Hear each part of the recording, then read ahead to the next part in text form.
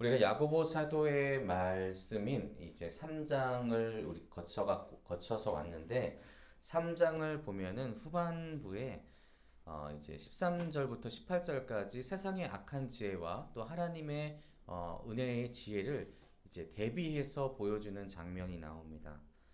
이제 오늘 본 4장은 그 중에서 앞서서 얘기한 세상의 악한 지혜로부터 온 다툼이 어떻게 해서 일어났는지에 대해서 그것을 다루고 있습니다. 근데 먼저 답을 얘기하자면 왜 다툼이 생겨났을까라고 하면 그것은 우리의 정욕 때문이라고 말씀은 오늘 우리에게 이야기한다는 것을 먼저 알고 우리가 시작했으면 좋겠습니다. 오늘 1절은 우리에게 두 가지 질문을 우리에게 던집니다. 하나는 무엇이냐면 이것입니다. 너희 중에 싸움이 어디로부터, 다툼이 어디로부터 나느냐라고 물어봅니다. 너희 중에 싸움이 어디로부터, 다툼이 어디로부터 나느냐. 그러니까 싸움과 다툼이 어디로부터 만들어지고 어디로부터 우리에게 오는지를 너희가 알고 있느냐라고 물어보는데 여기서 말하는 너희 중에라는 것은 헬라어로는 휘민이라고 합니다. 그러니까 교회 구성원들 중에서라는 뜻인데 왜 교회 구성원들이냐? 왜 갑자기 교회 구성원들이냐? 라고 얘기하실 수도 있겠습니다. 근데 이 야고보서의 수신인을 잘 기억해 보시면 1장의 수신인이 흩어진 디아스포라라고 했습니다. 그러니까 흩어진 유대인들인데 이 유대인들 중에서 유대인이라고 하니까 모든 유대인을 칭하는 것 같지만 그 당시에 제가 말씀드렸던 게 뭐냐면 하나님께서 택하신 교회의 성도들, 그러니까 흩어져 있는 교회의 유대인들 중에 성도들을 이야기합니다. 그런데 교회의 구성원들에게 이제 물어보는 겁니다. 싸움으로 번역된 폴레모이는 원형이 폴레모스입니다. 근데 이게 전쟁과 전투란 뜻인데 이게 교회 안의 이야기로 얘기하면 압력과 불화. 그러니까 압력이 아니죠. 알력과 불화를 뜻합니다. 그리고 다툼은 마카인데 원어는 마케입니다. 근데 이게 투쟁, 쟁론, 논쟁이란 뜻이 있습니다. 이게 무슨 얘기냐? 좀 복잡해 보이지만 이것입니다. 교회 안에 있는 성도들에게 물어보는 겁니다.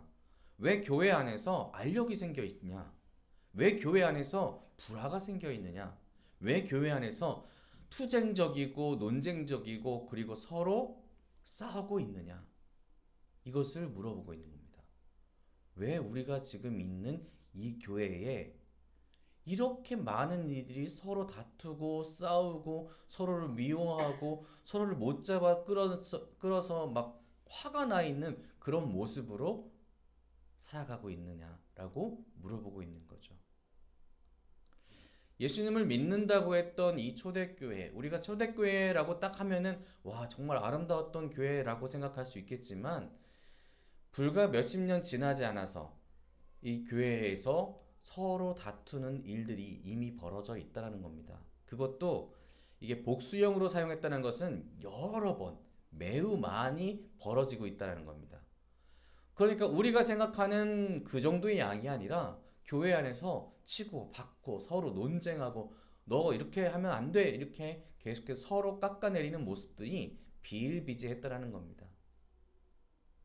그래서 성경을 보시면 서로 송사하는 세상 법정에 송사하는 내용까지 나올 정도로 이 초대교회 자체가 어려워지는 서로 안 좋은 모습을 보이는 그런 일들이 종종 있었다라는 겁니다. 그래서 이제 1장 1절 하반부에는 이렇게 강조하면서 답합니다. 왜 이게 어디 왔느냐? 두 번이나 물어보지 않습니까? 물어볼 때에 이것이 너희가 지금 정욕으로부터 나온다라고 이야기합니다. 정욕으로부터 나오는 것이 아니냐라고 이야기합니다. 정욕은 하나님을 떠나거나 멀리하는 것을 의미합니다. 그리고 쾌락적인 것을 추구하는 것을 이야기합니다. 그러니까 사람들이 이렇게 이야기하는 거죠. 내가 지금 원하는 것, 내가 바라는 것을 먼저 구하기 시작했다는 겁니다. 이 교회 안에서 성도들이 하나님께서 원하시고 하나님께서 바라시는 아름다운 모습이 아니라 내가 원하는 것을 먼저 구하기 시작했다는 겁니다. 이 욕망에 점점 이 마음이 뺏겨나가게 되면 사람들이 어떻게 하겠습니까? 다른 사람을 이해하려고 하기보다는 내가 먼저, 내가 조금 더 나은 것을, 내가 조금 더 좋은 것을, 내가 조금 더 높은 것을 바라기 시작하니까 하나님께서 원하시는 하나님을 사랑하는 것, 하나님께서 원하시는 이웃을 사랑하는 것 하나도 이룰 수가 없게 된다는 겁니다. 정욕 때문에. 내가 뭔가를 원하는 그 탐심 때문에. 그 뭔가는 바로 쾌락입니다. 내가 조금 더 즐겁자. 내가 조금 더 재밌자. 내가 조금 더 나은 삶을 살자. 이 낫다는 것은 또 물질을 원하는 거죠. 결국 조금이라도 내가 더 뭔가를 얻기 위해서 누군가를 침해하는 그런 일들을 야고보 사도는 보고 있었다는 겁니다.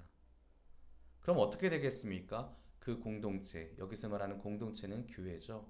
교회는 무너지게 되어 있다는 겁니다. 성도가 하나님의 뜻을 구하는 것이 아니라 하나님을 향한 방향을 잡는 것이 아니라 세상의 원하는 방향대로, 세상에서 이끄는 방향대로 나아갔을 때에 성도가 아무리 많다고 하더라도 그 교회는 무너질 수밖에 없다라는 것입니다. 그것은 더 이상 교회가 아니라 함께하는 하나님의 한 지체가 아니라 서로 싸움과 다툼이 지배하는 그러한 세상이 된다라는 것이죠. 그러면 왜 우리가 이렇게 세상적인 쾌락에 쉽게 넘어갈 수 있을까요? 우리는 분명히 알고 있기 때문입니다. 무엇일까요? 그것은 이 세상이 완벽하게 누군가에게, 모든 사람에게 공평하게 나눠질 수 없는 사회라는 것을 알고 있다는 겁니다. 우리는 본능적으로 알고 있습니다. 누군가가 부해지면 누군가는 가난해질 수밖에 없는 세상. 이것이 우리가 살고 있는 세상이다. 우리가 뭐 식탁에서 음식을 굉장히 많이 남기죠. 그래서 우리나라에서 한때 굉장히 선전에 많이 나왔던 게 뭡니까? 음식물 쓰레기 그 분해하는 그런 음식물 쓰레기 처리기가 굉장히 TV에 많이 나왔었습니다. 그만큼 우리나라는 뭔가 먹고 남는 것이 많습니다. 그런데 이런 우리나라에서조차 먹지 못하여서 점심마다 굶어가는 사람들이, 굶는 아이들이 있다는 거 아시죠? 뭐 어떤 날에는 파티에서 엄청나게 먹고 나서 남은 것들을 다 버리는 경우도 많습니다. 그런데 지금 현세의 기근으로 말미암아 어느 아프리카의 나라는 지금 5만 명이 아사 직전까지 가고 있다고 합니다. 이렇게 누군가는 풍족하게 누리고 있지만 누군가는 불편한 세상이 우리가 살고 있는 세상. 그것을 우리가 이미 본능적으로 알고 있다는 겁니다. 그러니까 사단이 우리가 있는 상태에서 조금만 긁어주면 우리 지금 부족한 거 있잖아. 그런데 그거를 채워야 되지 않겠어?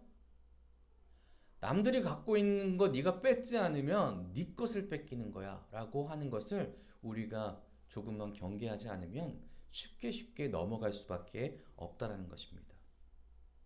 그래서 더 중요한 것은 이런 사실을 아는 것보다 사람이 먼저, 성도가 먼저 그것에 대해서 경계하지 않고 넘어가 사람이 사람을 향하여서 양보하지 않는 그런 상태가 되는 것이 가장 큰 문제가 되겠습니다. 그리고 또한 이렇게 보면은 어떻게 생각해 보면 정말 부자, 막 우리는 뭐 100만 원만 있어도 1000만 원만 있어도 좋겠다고 하지만 누군가는 지금 뭐 1억, 100억, 1000억 조 단위로 갖고 있는 사람들은 그러면 괜찮지 않을까라고 생각할 수도 있겠지만 그 사람들 또한 이런 불안감이 없을까요? 내가 지금 뭔가를 착취하지 않으면, 내가 누군가의 것을 뺏지 않으면은 내 것을 뺏길지도 몰라라는 생각은 이 사람들도 마찬가지로 하고 있다는 겁니다. 왜냐하면 이 사람들한테는 생명이 유한하기 때문입니다. 아무리 수조를 쌓고 있더라도 내가 죽으면 어떡하지? 그러니까 어떻게 하면은 조금 더 내가 더 편하게, 더 건강하게, 내가 조금 더 많이 갖기 위해서 이 사람들은 여전히 노력하고 있다는 겁니다. 그래서 결국에는 우리 모두가 죄 가운데 쉽게 빠져들게 되었고, 그리고 교회에 있는 성도들 또한 그 죄 가운데 빠져들어서 서로 내가 조금 더 높은 곳으로, 내가 조금 더 많은 직책으로, 내가 조금 더 많은 명예로, 내가 조금 더 많은 것들로 교회 안에서 가져야 되겠다라고 생각하고 있다라는 것입니다. 2000년 전에나 지금이나 마찬가지죠. 자, 이제 2절을 함께 처음 부분을 한번 보겠습니다. 이러한 욕심이 있더라 하더라도 결과가 어떻게 되는지는 분명히 성경은 이야기하고 있습니다. 야고보서 4장 2절을 초반부를 한번 같이 읽어보겠습니다. 시작. 너희는 욕심을 내어도 얻지 못하여 살인하며 시기하여도 능히 취하지 못함으로 다투고 싸우는도다. 아멘. 인간의 욕망이 아무리 높아져서 우리가 계속해서 무언가를 갈취하고 무언가를 얻으려고 발버둥 쳐도 사람의 욕망은 결단코 세상의 것으로 채워질 수 없다라는 겁니다. 어디까지? 살인하여 누군가를 죽여서까지 얻으려 한들 그것은 채워지지 않을 수밖에 없다라는 것입니다. 매일같이 욕심만 부려도 불가능하고 살인해도 만족할 수 없습니다.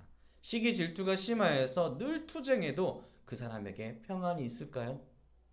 허락되지 않는다는 것이죠. 그래서 매일같이 세상의 지혜 가운데 세상의 것들을 취하려 한다면 그 가운데는 싸움과 다툼밖에 없다는 겁니다. 1절에서 물어보지 않습니까? 너희에게 물어봅니다. 다툼이 또한 싸움이 어디로부터 옵니까? 세상의 지혜로부터 옵니다. 라고 이야기합니다. 이 말씀 어디에 주고 있더라고요? 교회 안에 주고 있는 이야기입니다. 한 몸을 이루고 있어야 되는 교회가 그렇지 못한 모습을 보이니까 야고보 사도가 물어보는 겁니다. 얼마나 마음이 아팠을까요? 여러분, 야고보 사도는 맨 처음 교회가 성령님의 충만함을 받고 시작되는 그 태동을 맛본 사람입니다. 오순절 다락방에서 성령님이 임하셨습니다. 성령님이 임하시고 나서 모든 사람이 변화됐습니다. 담대하게 주의 복음을 전하고 담대하게 내 것을 나누고 어려운 이들을 위해서 정말 한 점 스스럼 없이 그에게 내 것을 내놓을 수 있는 그런 아름다운, 마치 천국이 지금 이 땅에 온 것 같은 그런 교회를 맛봤습니다. 근데 이 야고보가 조금 있다 보니까 이 천국 같은 교회가 서로 악의 다툼을 하고 있다는 겁니다. 예수님을 갈망하고 예수님을 닮아가야 되는 교회가 그렇지 않고 오히려 다시금 세상과 똑같은 모습으로 서로 나는 예수파네, 나는 누구파네, 나는 누구파네, 나는 누구파네 이렇게 싸우고 있다는 겁니다. 누군가 구제를 할 때에도 나는 누구에게 더 돈을 줘야 된다고 돈 때문에 싸우는 모습을 보고 있었다는 겁니다. 그러니까 얼마나 이 야고보 사도가 통탄하겠습니까? 얼마나 가슴 아프겠어요. 사실 우리 지금 이 시대의 교회들도 마찬가지입니다. 맨 처음에 교회가 세워지고요. 성도들이 한 30명 정도 될 때까지는 이 교회 안에 굉장히 아름다운 일들이 많이 일어난다고 합니다. 근데 개척을 하셨던 선배 목사님들이 저한테 그런 얘기를 하시더라고요. 30명 돼봐라. 싸우더라. 그때를 정말로 지혜롭게 넘겨야지 그 다음에 50도 바라보고 또 싸우면 그때 다시 100명을 바라볼 수 있고 그렇다고 이야기합니다. 교회 안에서 사람들이 모이게 되면 분쟁이 일어나는 게 너무나 쉽다라고 이야기하는 거죠. 하지만 하나님께서 이 모습을 원하지 않으신다는 겁니다. 정욕을 향한 삶은 결단코 그리스도인의 방향이 아닙니다. 사랑하는 성도 여러분, 우리는 분명한 방향을 가지고 있어야 되죠. 바로 하나님을 향한 방향입니다. 하나님을 향한 방향은 분명하게 우리에게 메시지를 담기고 있습니다. 무엇이냐면 나에게 오라, 나에게 왔을 때에만 진정한 평안과 진정한 사랑이 있다라는 것입니다. 하나님께로만 나아가야 되는데 왜 자꾸 세상을 바라보고 자꾸 다른 것을 바라보고 자꾸 나를 적대하려고 하느냐라고 이야기하고 계십니다. 여러분, 하나님의 방향이 필요합니다. 교회 안에 있는 모든 성도는 하나님께서 택해서 보내주신 아름다운 하나님의 일꾼들이죠. 하나님의 귀한 자녀들입니다. 그렇다면 그 백성된 우리가 하나님을 향하는 것은 당연한 겁니다. 그 방향을 우리가 돌려버린다면 그것은 그 백성으로서의 자녀로서의 의무를 저버린 것이죠. 그래서 사도 바울은 이러한 성도들에게 이렇게 주님의 명령을 전달합니다. 에베소서 4장 2절과 3절에는 이렇게 말씀하죠.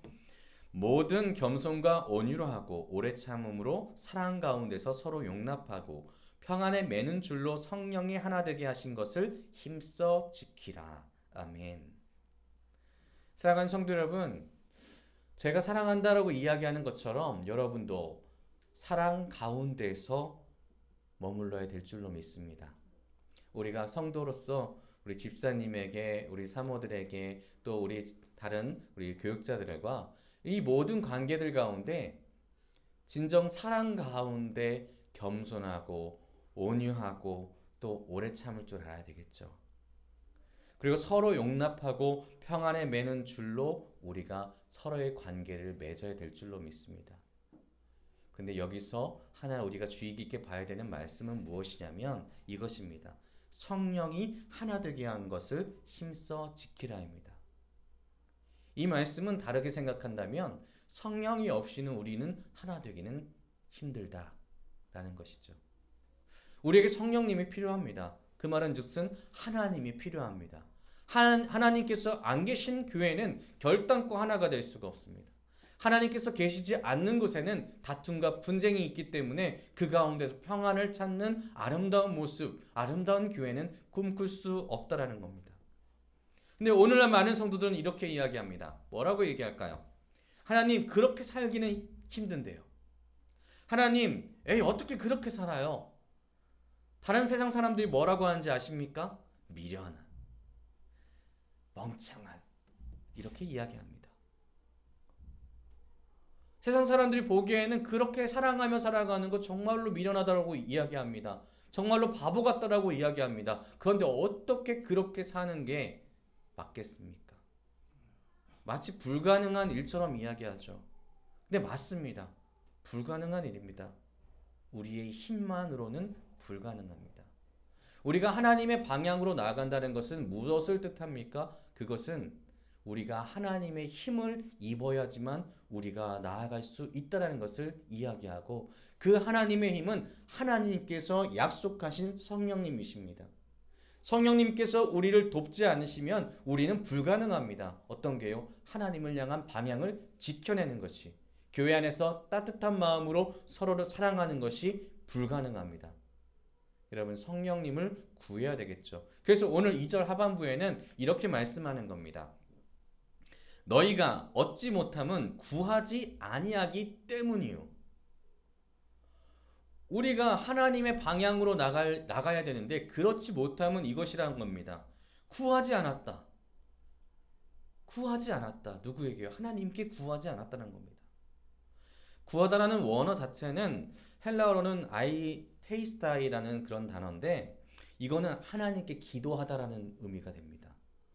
그러니까 우리가 하나님께 기도하는 것이 없어지고 있다는 겁니다. 여러분 잘 생각해 보십시오. 우리가 지금 현재 얼마만큼 기도하고 있느냐라고 물어봤을 때 우리 집사님이 과거에 어머님 세대에 기도하는 것과 지금 세대에 기도하는 것 잘 비교해 보시면 그때보다는 기도가 덜한 것 같지 않습니까? 그래서 제가 예전에 그 전도사님 한 분하고 이런 얘기한 적이 있습니다. 전도사님, 혹시 새벽 예배 오면 마치 무엇을 보는 것 같습니까? 그랬더니 한참 곰곰이 생각하시더라고요. 뒷모습을 바라보면, 성도님들의 뒷모습을 바라보면, 그랬더니 브로콜리 밭이요. 무슨 얘기냐면 할머니들이 다 빠글빠글 파마머리를 하지 않습니까? 그러니까 젊은 사람들은 없고 연세가 드신 분들만 새벽 예배에 가득한 겁니다. 그나마도 숫자가 많이 줄어 있는 상태로. 그 말을 듣는데 그렇죠. 이제 젊은 분들은 기도하러 오는 분들이 점차적으로 줄어들고 있네요. 어떻게 해야 될까요? 그 고민을 한 적이 있습니다. 지금 우리가 교회들 가운데 매번마다 얘기하는 것들이 있습니다. 교회 관련돼서 이야기할 때 우리가 뭐부터 하냐면 한숨부터 쉽니다. 목회자들이 모여서 교회 어때냐 아름답다는 얘기보다는 이런 거 큰일 나겠는데 이렇게 이야기합니다. 왜 그럴까요? 우리가 하나님께 구하는 것이 사라져가고 있기 때문입니다. 야고보 사도는 우리에게 분명하게 이야기하고 있는 겁니다. 그리스도인이 성도가 만일 무엇인가 분명하게 뭔가 바라는 것이 있다면 반드시 하나님께 기도함으로 받아야 된다라는 것입니다. 우리가 무언가를 진행하려고 하고 무언가를 행하려고 한다면 그것에 가장 앞서서 해야 되는 것은 하나님께 기도하는 것이다 라고 야고보 사도는 우리에게 이야기하는 것이죠. 그래야지만 하나님께서 참된 지혜로서 우리가 나가고 서고 멈추고 기다리는 것을 알려주신다라는 겁니다. 모든 것을 완벽하게 가지고 있지 못하는 세상을 의지하는 것이 아니라 모든 것이 완벽한 하나님만을 의지했을 때에 우리의 삶 가운데 진정으로 하나님께서 원하시는 삶을 살아갈 수 있다는 것입니다. 이런 불가능한 일을 행하시는 이가 하나님이시고 또 죽은 자까지 살리시는 이가 하나님이신 것을 믿으시나요? 아멘이시죠? 여러분, 이 믿음이 우리를 살릴 줄로 믿습니다. 그 믿음이 우리를 기도로 이끌어 줄 겁니다. 사랑하는 성도 여러분, 우리 함께 가는 교회 성도 여러분, 기도해야 될 줄로 믿습니다. 마땅히 하나님께 구하는 우리가 됐으면 좋겠습니다. 자, 이 야고보서에서 1장은 계속해서 이 뒤에 있는 내용들과 연결됐다고 이야기합니다. 그래서 1장 5절과 6절에서는 이미 우리에게 야고보 사도가 이런 이야기를 한 적이 있습니다. 무엇이냐면 1장 5절에서 6절은 이렇게 말씀합니다. 그 기쁘신 너희 중에 누구든지 지혜가 부족하거든 모든 사람에게 부어주시고 꾸짖지 아니하시는 하나님께 구하라. 그러하면 주시리라. 오직 믿음으로 구하고 조금도 의심하지 말라. 의심하는 자는 마치 바람에 밀려 요동하는 바다 물결 같으니 라고 말씀합니다. 무슨 이야기냐면 하나님께서는요 이미 여러분에게 주실 준비가 다 맞춰진 완벽하신 분이라는 겁니다. 말씀에서 말씀하시지 않습니까? 누구든지 지혜가 부족하거든 모든 사람에게 후히 주시고 꾸짖지 아니하시는 하나님께 구하라. 뭐라고 말씀하십니까? 그리하면 주시리라. 우리가 하나님께 구할 것이 무엇일까요? 지혜입니다. 어떻게 살아야 될까요? 삶의 모든 것들을 하나님께 구해야 된다는 말씀입니다. 우리 모든 성도님, 하나님의 마음에 합한 기도로 하나님께서 주시는 것들을 받으시는 놀라울 만한 은혜 있는 삶이 되시기를 축복합니다. 자, 그런데 여기서 또 반대로 생각합니다. 왜 우리가 하나님이 원하시는 대로 살아가는 하나님을 향한 방향이 자꾸만 틀어질까요? 두 번째 이유가 있습니다. 3절인데 함께 읽어볼까요? 시작. 구하여도 받지 못함은 정욕으로 쓰려고 잘못 구하기 때문이라. 아멘. 우리가 잘못 구하고 있기 때문입니다. 너무나 나는 하나님께 구하고 있습니다. 나는 정말 열심히 구하고 있어요. 그런데 받지 못하고 있네요. 라고 이야기하는 사람들도 있습니다. 내가 하루에 기도량이 얼마나 되는지 아십니까? 9시간, 10시간 됩니다. 막 그렇게 하는데도 나는 하나님이 기도 들어주는 거 본 적이 없어요. 이렇게 투덜대고 불평하시는 분들도 있습니다. 근데 그분에게 하나님께서는 오늘도 이야기하고 있는 거죠. 기다리든지 아니든지 이것은 대답이라고 생각하지 못하느냐. 우리가 기도에 관한 설교를 들을 때 정말 많이 들었던 이야기가 있습니다. 뭐냐면 하나님께서는 모든 기도에 응답하신다. 하지만 우리가 이해하려고 하지 않기 때문에 그 답을 못 받았다라고 착각한다는 거죠. 하나님께서는 그래 허락한다, 아니다, 기다려라 이 세 가지로 우리에게 반드시 대답해 주신다는 겁니다. 종종 듣는 설교 내용이죠. 그런데 그만큼 강력하고 중요한 내용입니다. 하나님은 기도에 응답하지 않으시는 분이 아닙니다. 만일 우리의 기도가 이루어지지 않고 있더라면 그것은 하나님의 뜻이 아니니 그것을 다시금 생각해 보라는 것입니다. 그런데 하나님의 뜻과 때를 다시금 구하라고 하시는 건데 우리는 이것을 나를 하나님께서 무시하고 있다라고 생각하는 거죠. 그리고 계속해서 그 기도를 억지로 이어가 나가는 경우가 많이 있다는 겁니다. 하나님께서 무시하고 하나님께서 거절하시는 기도가 무엇일까요? 그것이 바로 오늘 본문에서 얘기하는 정욕을 위한 기도라는 겁니다. 나의 만족과 유익을 위해서, 내 쾌락을 위해서 하는 기도들이 분명하게 우리에게 존재하고 있다는 겁니다.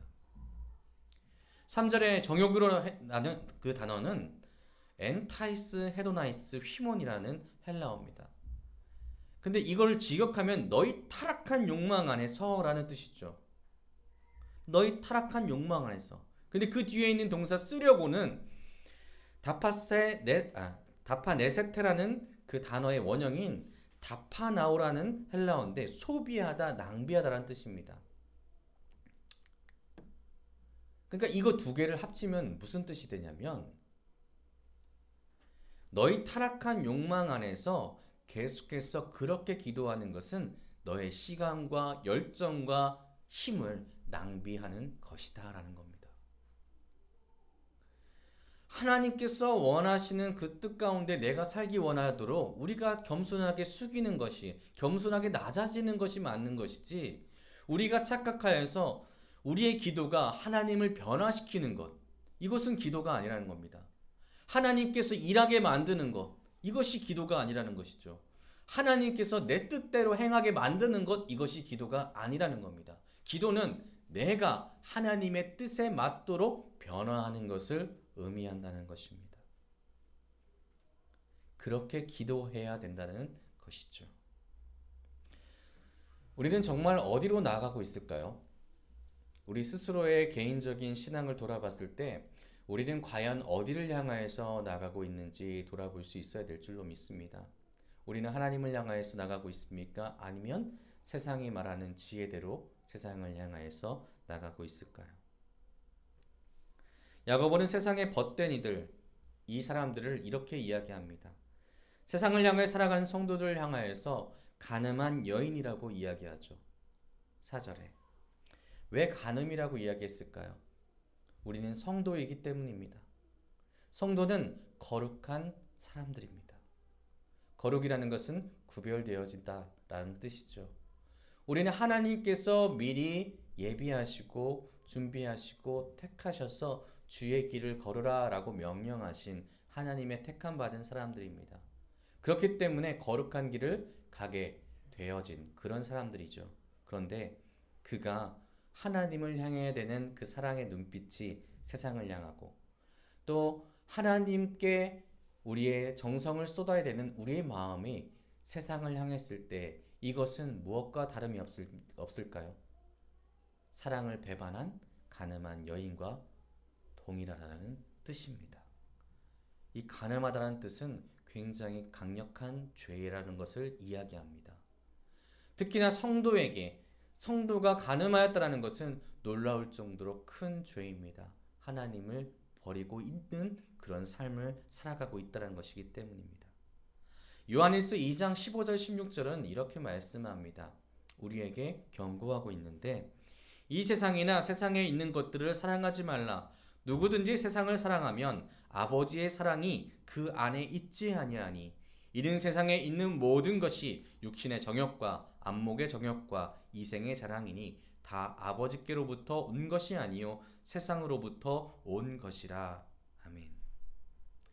성도는 기본적으로 세상의 것과 함께 살아가는 사람이 아닙니다. 그들과 원수를 지라는 것은 아닙니다. 그들에게 흡수되어서 그들과 동질화되지 말라는 겁니다.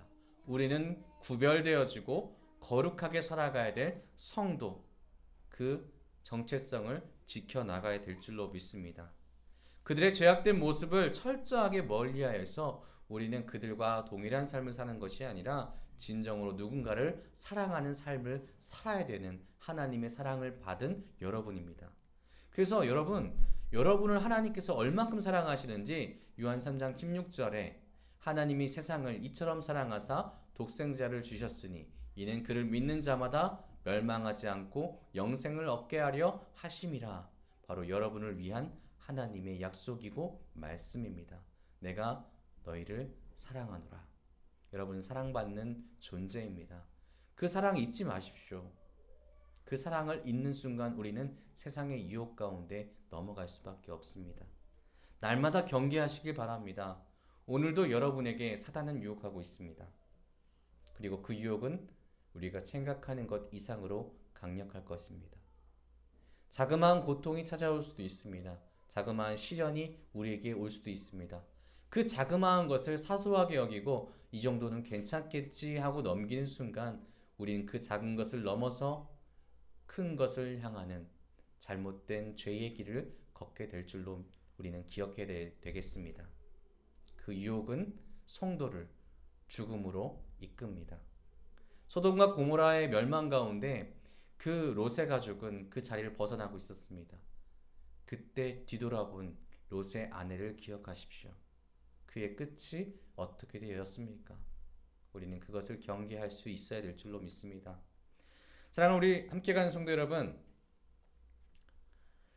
여러분 하나님의 사랑받는 존재인 거 믿으시나요? 하나님께서 여러분을 위해서 독생자를 주셨습니다. 하나님께서 여러분을 구원하시기로 약속하셨습니다. 그 약속 믿으시면서 오늘도 내일도 앞으로도 하나님을 향하여서만 나갔으면 좋겠습니다. 제가 신학 공부하면서 마지막으로 한 가지만 말씀드리고 마무리하려고 합니다. 제가 신학하면서 하나 굉장히 제 스스로 정리를 참 좋다라고 생각했던 정의가 하나가 있는데 뭐냐면 성도는 비전을 품은 사람이라고 저는 생각을 합니다. 근데 그 비전이라고 얘기하면은 누군가 작은 꿈들을 이야기하는 경우도 많습니다. 그런데 제가 생각하는 성도의 비전은 무엇이냐면 십자가를 바라보는 사람들입니다. 비전은 보는 거잖아요. 그래서 십자가를 여러분 보십시오. 그 십자가에서 달려 돌아가신 예수님의 사랑을 날마다 기억하십시오. 그리고 자기 십자가를 지고 그것을 향하시고 그리고 그 십자가 넘어 있는 천국을 바라보십시오. 그것이 우리의 진정한 종착지이기 때문에 성도는 십자가를 바라보고 그 넘어서 천국을 바라보는 비전이 있는 사람이라고 저는 생각합니다. 그 사람이 바로 여러분이 되시기를 주님의 이름으로 축복합니다. 그 방향 가운데 날마다 그 방향대로 나갈 수 있는 여러분 되기를 다시 한번 주님의 이름으로 축복합니다. 기도하겠습니다.